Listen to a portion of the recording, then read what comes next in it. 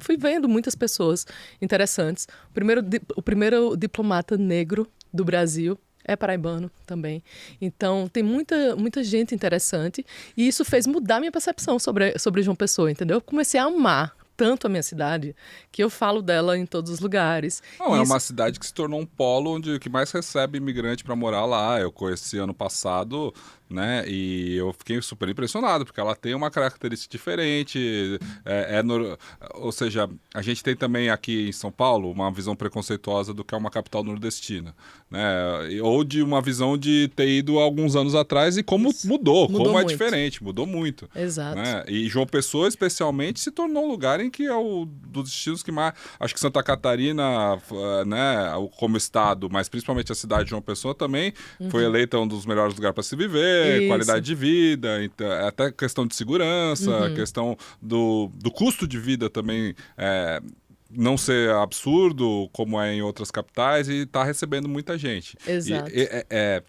Primeiro, quando foi o primeiro TEDx? O primeiro TEDx foi 10 anos atrás, a gente completou 10 anos esse ano. 2015. E foi o TEDx Portal do Sol, porque Portal do Sol é um bairro lá que fica exatamente onde o sol nasce primeiro na América Latina, então, nas Américas, na verdade. Então, foi lá que começou e depois, logo em seguida, a gente se tornou TEDx João Pessoa, porque para você obter uma licença com o nome da cidade e para mais de 100 pessoas, você tem que ter ido a um evento do TED mesmo, organizado por eles. Então, tem essa restrição. Eles têm várias regras que são muito importantes para manter a comunidade forte e protegida, mas essa era uma das regras e depois a gente já se tornou.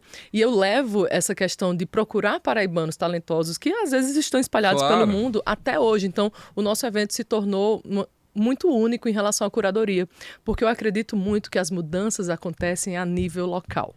Não adianta a gente pensar, vou mudar o mundo com essa invenção, com o livro que eu escrevi, Vê o teu vizinho como é que tá. Conversa com o pessoal da tua rua, que é uma coisa muito rara, infelizmente, hoje em dia. Você conhecer mesmo o seu entorno.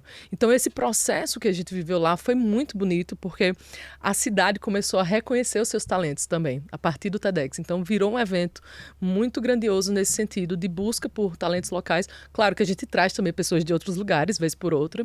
A gente consegue fazer esse mix legal, mas eu priorizo bastante ter pessoas de lá. E esse ano a gente está completando 10 anos e vai ser numa igreja esse ano, que na verdade é um centro cultural dentro de uma igreja, que é de 1589. Nossa! Lindíssima, barroco, é um lugar lindo, assim, maravilhoso. E eu estou muito feliz de... Quantas pessoas? Esse vai ser pequeno, vai ser para 200 pessoas, porque o ano que vem a gente vai ter um maior para cerca de 500 pessoas. A gente já fez para 1.200, uma loucura, assim. Mas é muito bonito porque a gente mantém uma comunidade ativa. E essa comunidade é uma comunidade que não é pensada só no evento. A ideia do TEDx, na verdade, é assim. Antes, o lema do TED era ideias que merecem ser compartilhadas.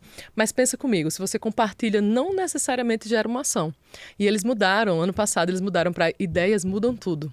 Então agora sim a gente parte para uma ação, que é uma ação coletiva. Então, a partir daquele incentivo através da ideia, as pessoas que estão ali coletivamente podem pensar em projetos, podem mudar de vida. A gente já recebeu diversos feedbacks de pessoas falando, eu mudei minha vida por conta do TEDx X, a palestra X que eu assisti, mudou minha vida por completo. E isso passa, inclusive, pela nossa equipe. Teve gente que já abriu empresa, que ficou muito conhecida na sua área. Teve pessoas que realmente mudaram de trajetória, gente que virou palestrante. Então, muda muito a cabeça das pessoas. Não necessariamente uma pessoa que é convidada para dar um TED é um palestrante, né? Não, pelo contrário. Isso, excelente esse seu ponto, porque, inclusive, eu prefiro, na maioria dos casos, pegar aqueles que nunca fizeram uma palestra. É mágico você ver aquela pessoa que se treme inteira para falar, que tem muito nervosismo. Já peguei pessoas que, inclusive, choravam para fazer a palestra, literalmente choravam.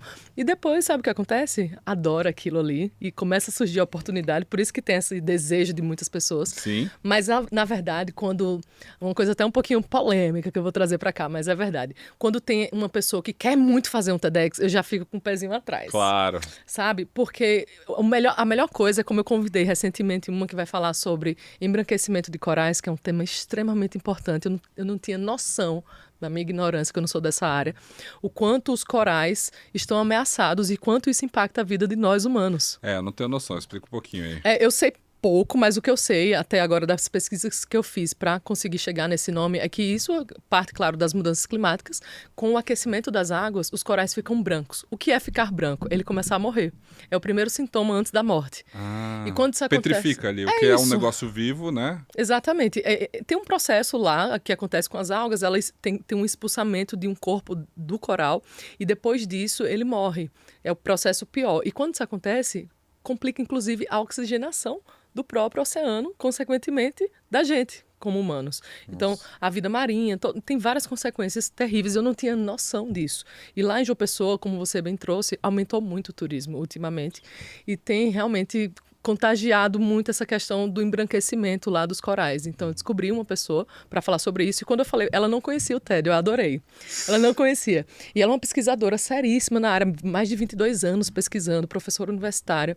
E aí, quando eu expliquei o que era, ela brilhou o olho. Ela, nossa, isso é muito legal. Eu quero fazer isso. Que legal. Então, para mim, esse é o melhor tipo de pessoa para colocar. Concordo, total. Sabe? Exatamente. Porque você desenvolve, você vê que tem uma ideia de fato e não é sobre ela. Esse é o grande lance. Porque você sabe, né, Pedro, a gente que conhece bem o que é comunicação, a gente vive num mundo hoje, devido a essas redes sociais, o tanto de microfones que foram dados e distribuídos com os celulares na mão das pessoas.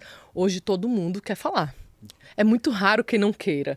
E até quem não quer está sendo obrigado, de certa forma, devido a essa massificação das redes sociais e do uso das telas. Então, quando você pega uma pessoa que nem sabe que pode fazer isso e a gente prepara, nossa, é muito gostoso esse processo. Então, a gente tem, na minha visão, a minha missão é, na verdade, dar voz a quem tem conteúdo. É aquela frase do Martin Luther King. Eu tenho muita preocupação com esse grito dos maus. Eu prefiro, na verdade, dar o grito dos bons. Então, a gente tem que ter esse cuidado, tá? Exato. O silêncio dos bons que é preocupante, né? Isso. Exatamente. É isso. Ô, Jorge, mas volta um pouquinho. Quando foi a primeira vez que você... Porque eu tava lá, a gente estava falando da sua trajetória, do direito, da área acadêmica, mas quando que você assistiu um TED, ou pelo menos te deu a ideia de organizar evento e dar essa virada, assim, porque... Tudo bem, o TED tem 40 anos. Eu lembro de alguns TEDs importantes, eu acho, que me marcaram, dos antigos mesmo, assim. Ou seja, é um dos primeiros grandes canais que eu lembro do YouTube, assim, né? Isso. Que um TED é uma palestrinha curta. Boa, muito bom. É isso, né? Isso. No começo, o TED surgiu com a ideia de fazer palestras com até 18 minutos. E isso mudou o mercado de palestras. Porque antes a gente tinha aquelas palestras de 1 hora. Lembra que a gente tinha palestras longas, às vezes até de 2 horas? Calma, eu ainda vivo disso. Olha aí. Hoje virou minha profissão falar de 1 hora. E do meu pai sempre foi, até mais. Era 2 horas, 1h30. horas, Exatamente. Não, e quando vale a pena, claro, tem ideias que merecem mais tempo. Mas o formato que eles trouxeram é um formato mais enxuto e provocativo. Mas isso foi consciente? Isso foi consciente. Isso foi consciente. Não foi com a internet, com o YouTube, com o tempo de atenção das pessoas? Não foi. Na verdade, pode até ter sido em relação a estudos preditivos. Isso aí pode ter acontecido, de fato. É tanto que o TED já mudou de novo isso aí. Então, antes eram 18 minutos. Hoje, a gente só vê palestras de, no máximo, 15 entrando na plataforma. É muito raro ver de 18. Caramba. Então, já mudou. E eu fui pro TED ano passado e lá as palestras estavam em torno de 8 minutos, o que para mim é muito preocupante. Muito. Diz muito da nossa sociedade. Então, exatamente isso. Diz muito, ao mesmo tempo que eles são muito bons nisso e conseguiram entregar sem superficialidade. Mas é muito preocupante e eles fazem isso de forma, hoje, mais do que nunca, preditiva. Ou seja, eles estudam os dados, claro. É a tiktokização do conhecimento. Exatamente. Eu acho muito preocupante. Eu preferia que fosse 18. Eu acho que 18 era um número fantástico, mas infelizmente o mundo tá se encaminhando para isso. Tá, mas isso há 40 anos lá no evento em Vancouver já era 20 minutos? Lá, assim, exato, era em torno de 20 minutos. Lá atrás. E você perguntou como eu conheci. Eu lembro exatamente do dia que eu fazia direito, né? Estudava direito. E eu confesso que eu estava um pouco entediada. Eu sempre fui muito criativa, sempre fui muito empreendedora. Eu não sabia nem o que era, mas as pessoas falam que eu tinha essa liderança e tal. Eu não reconhecia, de fato, isso em mim. E aí eu cheguei em casa, muito curiosa que eu era, e eu sempre quis estudar fora. Eu lembro que eu entrei num site da Fundação Estudar na época e tinha um link do TED. E aí, o que é isso? Cliquei, curiosa. Quando eu vi um monte de vídeo de diversos temas, você lembra que não tinha esse tanto de conteúdo como a gente tem hoje? Não tinha. Era tudo mato, como a gente brinca. Tudo mato, é. Era tudo mato. Então, quando eu me deparei com aquilo, em pouco tempo eu adquiri um conhecimento a mais que eu não esperava encontrar em outro lugar. Eu fiz, nossa senhora, isso aqui... Eu pensei logo, isso é uma universidade online. Eu pensei assim... Eu vou estudar isso. Então, comecei. Assistia todos os dias. Só que eu achava que era uma coisa lá de fora, muito distante, que não existiam eventos que eu pudesse ir. Eu achava que existia o deles, que era caríssimo e inacessível. E aí, segui minha vida assistindo. Até que um tempo depois, em 2014, eu comecei a assistir em 2009, em média. Você sabe uma coisa que você está falando agora? Eu lembro que... Quando começou a ter TV com acesso à internet, TV que tinha os streamings lá, tinha o aplicativo do Netflix ali para você isso. E tinha o aplicativo do TED. Exato. Eu Lembra disso? Muito bem lembrado. Lembro muito. E aí você falava, TED, o que é isso? O que é isso? Exato. Ou seja, ele era meio que...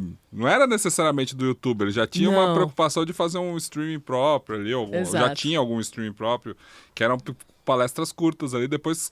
Mas isso é realmente 2012, 2013, por aí é. Exato. E aí, em 2014, eu falei pra você que o TED teve um grande marco em 2009, acredito eu, que foi quando uma mulher que trabalhava no TED, a Lara, ela criou o TEDx, né, o TEDx, que foi a ideia de qualquer pessoa poder organizar, desde que passe pelo crivo deles, claro. Tá. E isso foi uma ideia de gênio, na minha opinião, porque isso fez com que a marca fosse espalhada hoje a gente está em cerca de 90 países, mais de 44 mil eventos, a cada dia 8 eventos. Nossa. Então, é muita coisa.